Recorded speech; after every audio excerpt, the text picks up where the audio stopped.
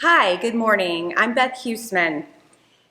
Have you ever wanted to talk to your younger self? I know there are plenty of times I have. And what I would like to tell myself if I were younger, the younger version of me, the little Beth, I would want her to know, and I want everyone else to know, that as a child of God, you are holy, you are righteous, you are one of the redeemed, set apart, a brand new heart, and you are free indeed. Those are words from the Mercy Me song, Younger Me. It starts like this. Dear younger me, where do I start? If I could tell you everything that I have learned so far, then you could be one step ahead of all the painful memories still running through my head. I wonder how much different things would be, dear younger me. I was saved at the age of 9, and my mom, Joyce Gatton, started attending Open Door Baptist Church in downtown Kansas City, Kansas in 1975. So from a very young age, I was introduced to the love of Jesus, and I knew that he loved me. And through life's twists and turns and bends in the road, God has confirmed his love for me every step of the way. My dad, Stan, was a raging alcoholic and drug addict. If you have ever lived with an addict, you know what life is like. It's crazy. Normal could not ever be a word that's used to describe your family situation. Dysfunctional is the word that describes living with an addict, and our home was very dysfunctional. My mom kept my younger sister, Jamie, and me in Open Door Christian School and Open Door Church. I actually was at Open Door from kindergarten through my senior year in high school. I was the last graduating class from Open Door Christian High School. So here I was with an alcoholic father, attending a Christian school. It was very legalistic and rigid, and I couldn't put a name on the way I felt when I was younger, but I have since learned that I felt a lot of shame. I never told any of my friends about my dad's behavior at home. I never shared with them that he was an alcoholic because I thought, my perception was that their lives were perfect. One's mother played the piano for church. One's mother taught at our Christian school. Another friend's parents both sang in the choir. And another friend, her dad was a choir director. So in my mind, they didn't have anything going wrong at their home. And I had a lot going on at mine. I didn't really like to have people come over and spend the night very much because my dad's behavior would be embarrassing. Even though I would beg him not to drink and come home drunk on Friday, he still would, and it was embarrassing. One time when I was about between the ages of 8 and 10, my mom volunteered to teach VBS at another church, and it was the Friday night program night. And Dad was drunk, and there was some kind of disagreement between my parents, as there often was, and when you live with an addict or an alcoholic, there is conflict a lot. And during that altercation, I felt like my mom was in danger. So I stood between my mom and my dad, and I said, if you're gonna hit her, you're gonna have to hit me first. And to that point, Dad had never harmed me, but for some reason that night, he drew his hand back and he slapped me across the face. We got out of the house, I don't remember how, but we went to the VBS program, and I had to stand up there on stage, and I was humiliated, and I had the slap welts across my cheek that stayed there for quite some time. I didn't really care for my father before this point, but after that point, I hated him, and I didn't want to be around him. And when you live with an addict, their manipulators and arguments are frequent. When I was 10, my mom filed for divorce, and I was happy. It got to the point where my dad even moved out of the house for a period of time, but when it came time for the papers to be signed and for everything to be finalized, Mom came and talked to me, And she said the Lord had put it on her heart that she was not to get divorced. And I was stunned. I couldn't believe what I was hearing. I thought we were going to finally get away from him. And here she's telling me that she's going to remain married. So she did. And the crazy, Dad moved back in, and the crazy continued for a few more years. And just suffice it to say, it was crazy. But on May 23rd, 1983, my dad realized he was powerless over drugs and alcohol, and that was the last time he ever took a drink. He went for treatment to the Meadows in Wickenburg, Arizona, and while he was there for 4 weeks, there was a family week. And during the family week, I was finally able to express my anger and resentment to my dad. And for the very first time, he had on listening ears and he heard me. I also learned while we were in treatment that I had become the family scapegoat. It's just part of dysfunction. So I would tell that Beth, that little Beth in the song, it's not your fault. You were never meant to carry this beyond the cross. Dear younger me, you are holy. You are righteous. You are one of the redeemed. Set apart, a brand new heart. You are free indeed. At the Meadows, God did a miraculous thing and healed the relationship between my father and me.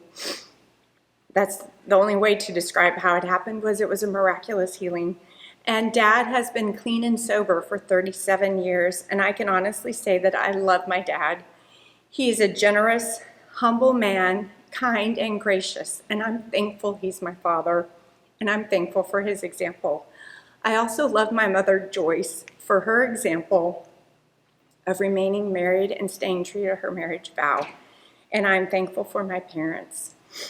A further blessing came along a few years after Dad's sobriety, and that was the birth of my brother, Dylan. He came along at the end of my junior year in high school, and that was quite a to-do when he came.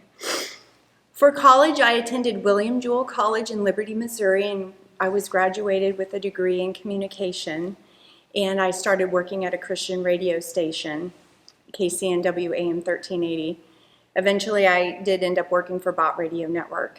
But right out of college, that's where I was working, and I was married. I was married about 4 years when we found out that I was expecting, and we were so excited, but the joy was short-lived because about 11 weeks into the pregnancy, I had a miscarriage.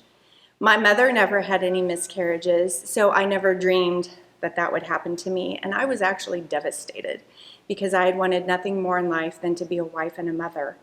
That happened, the miscarriage happened the end of February, and then on May 2nd, to my utter shock, my husband, who was just 28 years old at the time, died suddenly and inexplicably. We did find out later through autopsy that he had a heart abnormality that could only be detected through autopsy. So here I was, 27 years old. I was a widow, and I had just had a miscarriage. I'd always wanted to be a mother, and that whole dream just died before me. And as the song goes, every mountain, every valley, through each heartache you will see, every moment brings you closer to who you were meant to be, dear younger me. Those were some very dark days, and of deep, deep sadness and probably a little bit of depression. During this time, I read the Psalms, which contain every human emotion that you can have, and I especially liked Psalms 56:8 when I came across it. And I read that God puts our tears in a bottle, and that encouraged me, and I thought, well, my bottle in heaven is going to be huge. God, my family, and my friends helped pull me out of the pit of despair. And later, I even ran across people who I didn't even know at the time when my husband died. They said, yes, I heard your story and I prayed for you. And I'm telling you that intercessory prayer is powerful. And that's what else helped pull me through those days. Hebrews 4:16 was also a key verse for me during that time because I knew I could boldly approach the throne of grace to obtain mercy and ask for grace to help in time of need. And that's how God's grace is. It comes at time of need. It's never early and it's never late, and it's right on time. I had been a widow for about 3 years when a friend of mine from high school actually, called my mom and said, "Hey, does Beth know Mike Huisman? He is a really great guy and he's interested in her and would like to ask her out." So through the grapevine, I had heard that Mike was interested in calling me. At that time, though, when she had inquired, I was dating someone else, and I thought, I'm not the type to go out with two people at the same time. And for some reason, Mike delayed calling me. It was about another 3 or 4 months before he actually called, which was God's timing. It was his perfect timing because that other relationship I was in had ended. And Mike and I went out, and from the moment I met him, I knew I had not been around anyone else like him. He was funny, he was witty, he was caring. I liked the way he prayed. I liked the way he thought about others, and our relationship was a whirlwind. We were engaged in 3 months, and we were married 3 months after that. So we went in just 6 months from total strangers to married. And we just celebrated the end of May, our 18th anniversary. And it has been, marrying him is the best decision I've ever made. And now we have 2 children. We have Jake and Tara. They're teenagers. And I can say that Ephesians 3:20 applies to our lives now. It says, "Now unto him that is able to do exceeding abundantly above all that we ask or think." And in those dark days, I never thought I would ever be married, let alone have 2 beautiful, healthy children. But I'm thankful God has given me Mike to travel the twists, turns, and bends in this road of life. Our marriage hasn't been smooth sailing the whole time. In 2008, we lost Mike's dad to cancer. And about 3.5 years ago, Mike was diagnosed with kidney cancer. He had to have surgery, and he lost a quarter of his kidney. And the surgeon at the end of the surgery said, yes, it looked just like cancer. So when the results came back and we went for a follow-up appointment, we were told that Mike did not have cancer. It was an oncocytoma that mimics cancer on all the tests, and he was cancer-free, and that cyst needed to be removed because eventually it would have impeded kidney function. We've also experienced 2 miscarriages after Tara. So, I'm not saying our lives have always been happy, but I'm with the perfect mate for me, and I'm so thankful God brought him my way. And during some of the sad times in our marriage, John 17:9 has really been an immense comfort for me. And in that verse, Jesus prays for us. He prays for those God has given to him. He makes intercessory prayer for us when we don't even know how to pray for ourselves. So John 17:9 has been a huge comfort for me. And now I'm happy to teach preschool, Sunday school at Open Door when we get back into the swing of it again. And I volunteer at BSF, which is Bible Study Fellowship. But the takeaway I want everyone to have here today is, what would you tell yourself? And what would I tell myself? What would I tell that younger me, a little Beth? I would say, because I'm a child of God, you are holy, you are righteous, you are one of the redeemed, set apart, a brand new heart, you are free indeed.